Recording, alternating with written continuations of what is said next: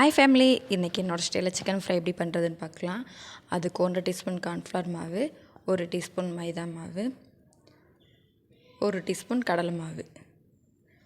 காரத்துக்கு தகுந்த மாதிரி நான் இந்த ஸ்பூனில் 3 ஸ்பூன் சில்லி பவுடர் சேர்த்துருக்கேன். ஏன்னா நான் வேறு காரம் எதுவும் சேர்க்கலை, அதனால் 1/2 டீஸ்பூன் காஷ்மீரி சில்லி ஆப்ஷனல் தான், நான் கலருக்காக சேர்த்துருக்கேன்.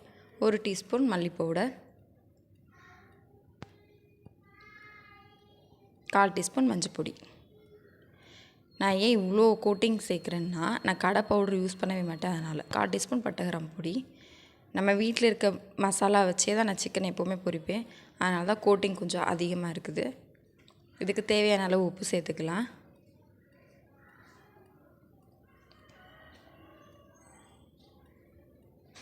ஒரு 1/4 டீஸ்பூன் இஞ்சி பூண்டு பேஸ்ட் போதும். நான் எடுத்துருக்க ஒரு 3/4 கிலோ சிக்கன், இதுக்கு வந்து 1/4 டீஸ்பூன் இஞ்சி பூண்டு பேஸ்ட் கரெக்டாக இருக்கும்.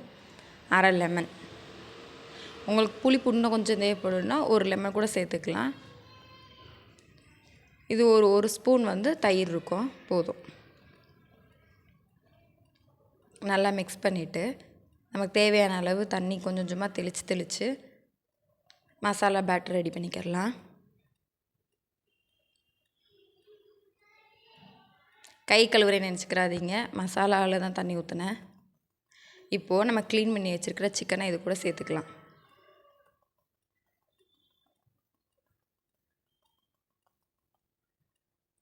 நல்லா மிக்ஸ் பண்ணிவிட்டு எல்லா சிக்கன்லேயும் மசாலா படுற அளவுக்கு நல்லா மிக்ஸ் பண்ணிக்கலாம்.